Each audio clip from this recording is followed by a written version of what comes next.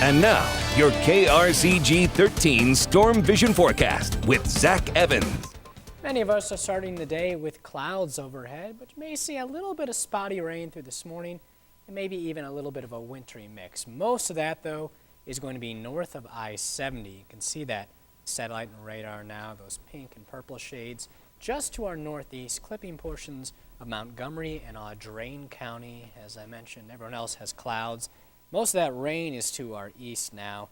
A few more stragglers just to the south of mid-Missouri. That's what we may see through the morning hours.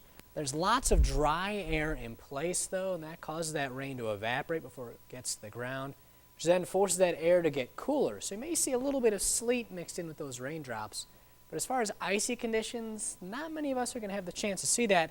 It's too warm. They've just reached the freezing mark in Columbia at 32, and that's the air temperature. So the ground is going to take a little bit longer to get to the freezing point. It's 36 at the lake, 33 for Rolla and Jefferson City. MoDOT's traveler information map has green all across the entire state, which means all the major roads are clear for now. But you may again see a few slick spots north of I-70, so give yourself a little bit of extra time if you are heading in that direction. High pressure's out to our east. That's throwing in a little bit of moisture from the east and southeast, while low pressure is down south with the stationary front. That's supplying the lift for this spotty rain. We switch it over to the hour-by-hour forecast. Any of that wintry weather we do see is gone by 9 a.m., and most of the rain's out of here by the afternoon, too. We'll just have some lingering cloud cover, maybe a little bit of spotty drizzle or an isolated shower. Clouds continue into tonight, then more rain's coming our way overnight as low pressure and a warm front advance towards the northeast. Look for showers through the day tomorrow.